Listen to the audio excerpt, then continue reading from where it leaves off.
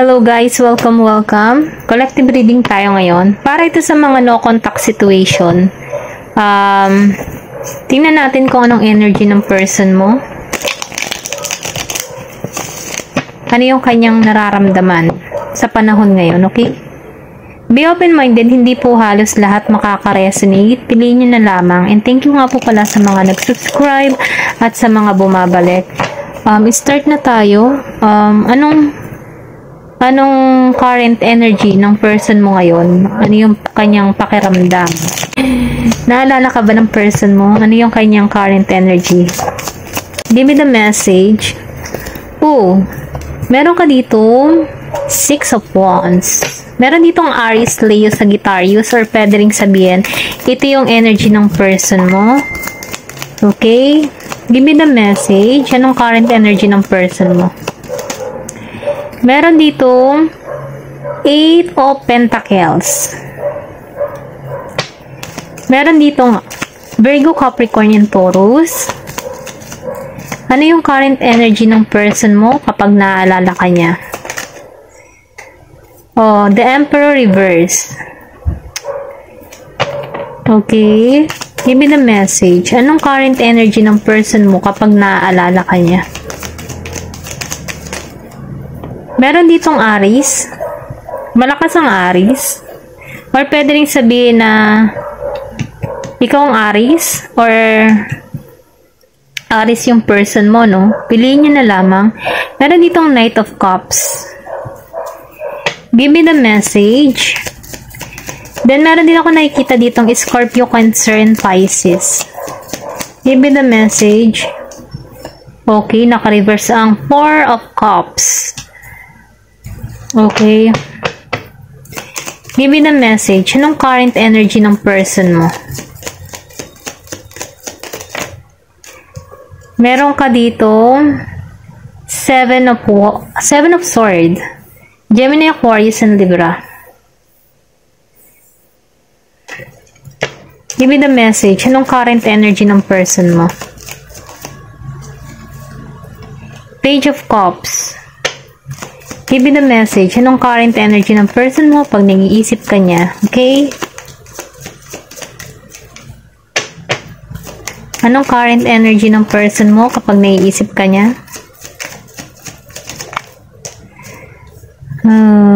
The Lovers reverse. Okay.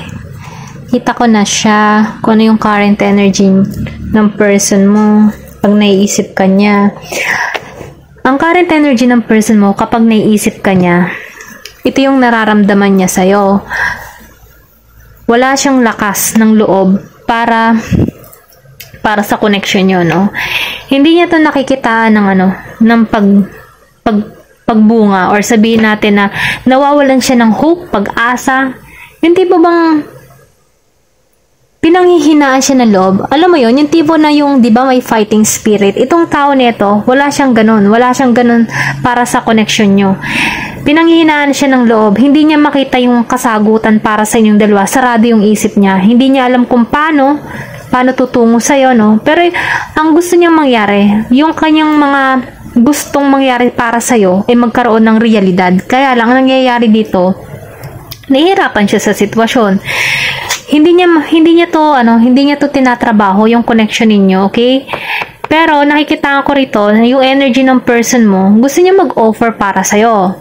Gusto niyang puntahan ka. Gusto kanyang bigyan ng panibagong offer ng love, or sabihin natin, gusto niya magsimula muli kayo na maging magkaibigan. Gusto niyang maging matagumpay yung connection nyo. Gusto niyang magkaroon ba ng success para sa inyong dalawa.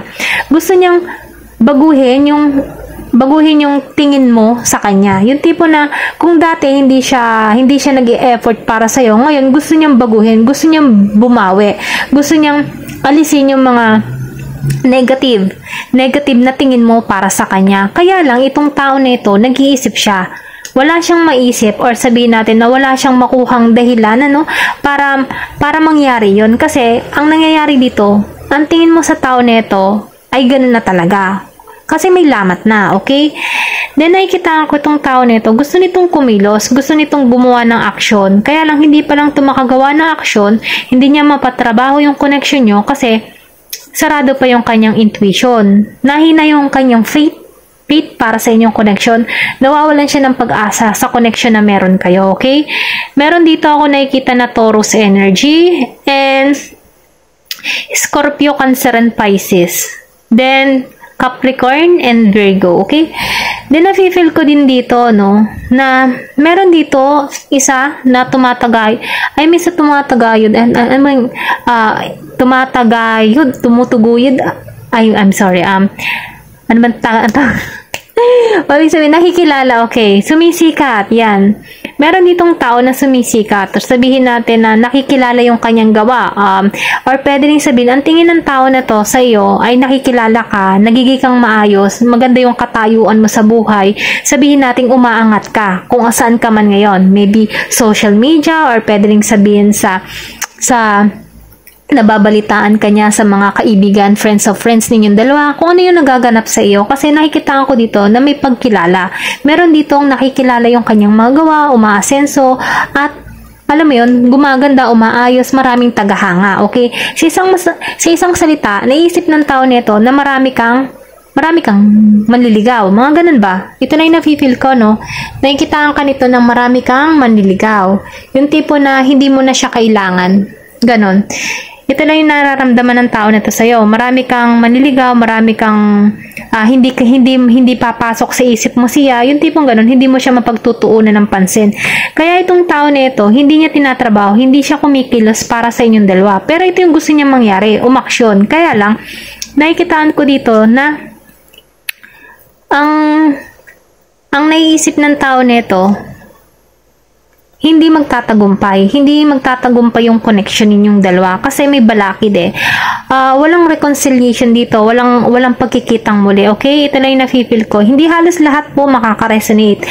Yung iba sa inyo, walang reconciliation or pwede rin sabihin na itong tao na ito, hindi niya makitaan na mahal mo siya. Yung tipo na nagbago yung pagmamahal mo sa kanya, yung tipo na hindi mo siya makitaan ng malaking malaking ilalarawan na magkasama kayong dalawa hanggang dulo, ganon. Then, nafe-feel ko din dito, no, na meron ditong ayaw makipagkaibigan sa tao na to or pwede rin sabihin, gusto ka man niyang maging kaibigan muli, pero ayaw mo, okay? Ito lang yung nafe-feel ko. Yung energy ng tao na ito, gusto niyang bumawi, gusto niyang tanggalin yung masasakit na alaala na isinagi niya sa'yo or sabihin natin iniwan niya sa'yo.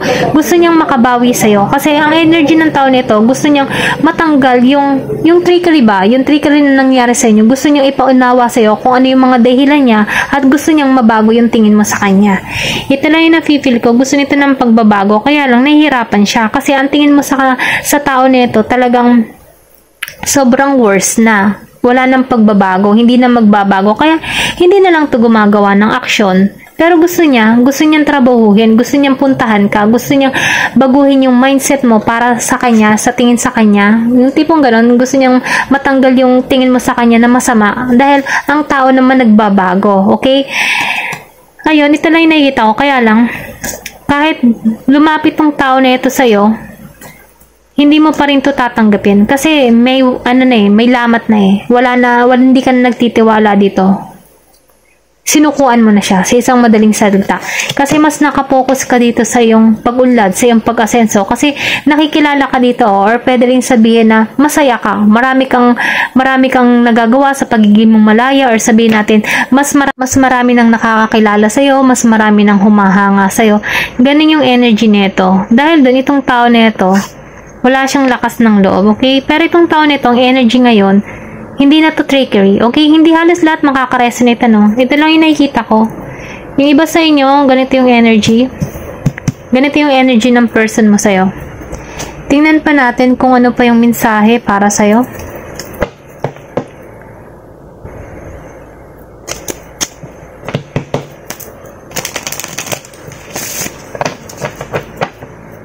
Give me the message. Anong energy ng person mo sa'yo? Ang dami. Okay, kunin ko na lang to lahat. Meron ditong last quarter moon in Aquarius. Sorry, January to February. Merong magaganap dito or pwede rin sabihin meron nangyari sa inyo ng January to February. Okay?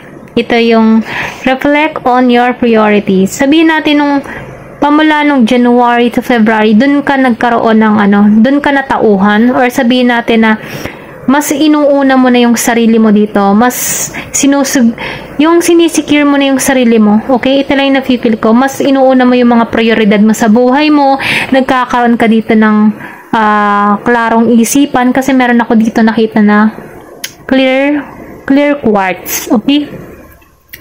Mas nagtuon ka ngayon sa yung healing, alam mo yung tipo na nagiging ng spiritual, or ipinagpapasa Diyos mo na lang ang lahat.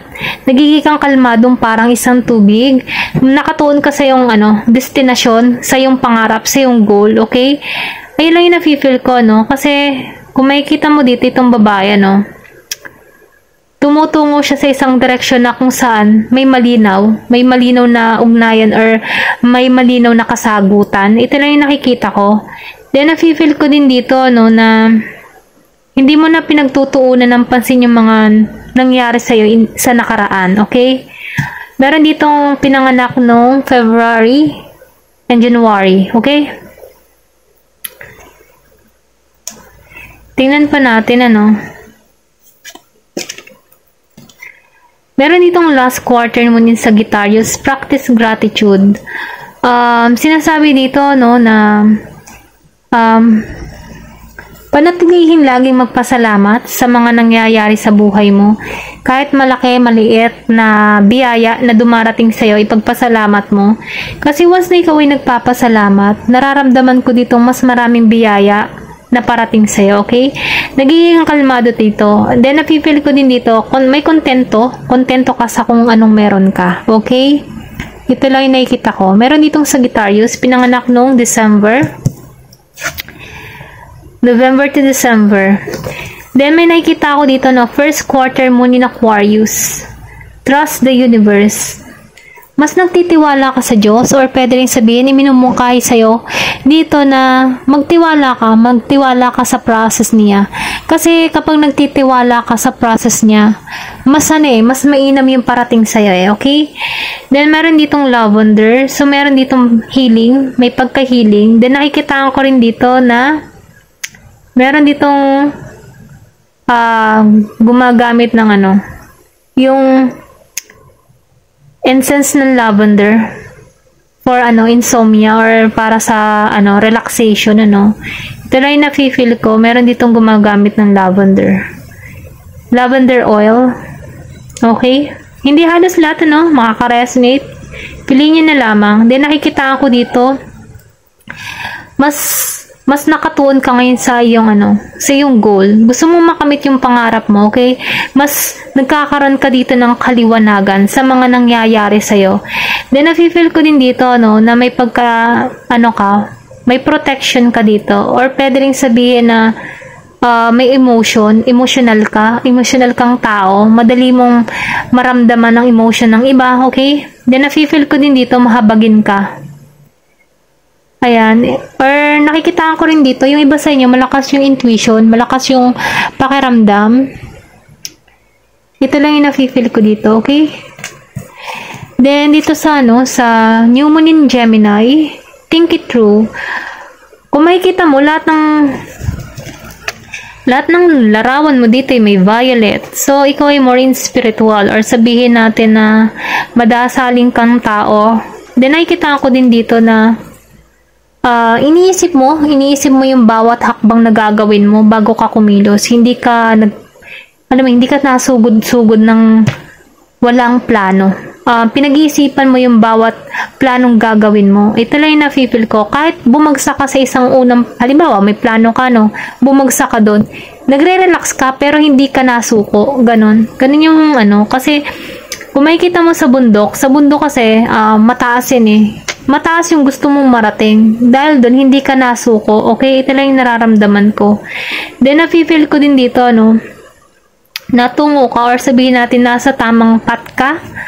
Kasi, pinag-iisipan mo na yung mga, yung mga gagawin mo. Hindi ka basta-basta nagawa or nakilos ng bara-bara. Ganon lang yung nakikita ko dito. Lagi mong pinag-iisipan yung mga hakbang, desisyon na yung gagawin sa buhay. Okay? Then dito sa last quarter moon in Virgo, attend to the details. So, ibig sabihin, ikaw yung tipo ng tao na inaaral mo lahat ng mga detalya. I mean detalye. Mga detalya, no? Inaalam mo yung mga detalya na nangyayari sa buhay mo. Then, nakikita ko rin dito, kung nasa saan ka man ngayon, dahil yun sa, sa abilidad mo, dahil sa katalinuhan mo. Kasi, bago ka, halimbawa, bago ka pumirma sa isang kontrata, binabasa mo muna lahat-lahat kung ano yung nilalaman noong kontrata na iyon, Kasi, gusto mo detail. Nang sa ganon, walang pagsisisihan sa huli. Okay? Ito lang yung nafe-feel ko sa'yo. Hindi halos lahat, Ito lang yung iba nakikita ko dito na, masyadong mabusisi. Then, meron ako nakikita ditong bahay. Yung iba sa inyo, malakas yung, paninindigan, or sabihin natin, malakas yung foundation niya, or paniniwala niya, may paglago, or sabihin natin, meron kang hinihiling dito, na bahay, okay? Meron din ditong maraming puno. May paglago. Okay, ako nakikita, may paglago. Then, nakikitaan ko rin dito, yung iba sa inyo, malayo yung mararating, malayo yung mararating niya sa buhay. Okay? Ito lang yung nafe-feel ko. Okay? Ito lamang po, Thank you for watching, and love and peace.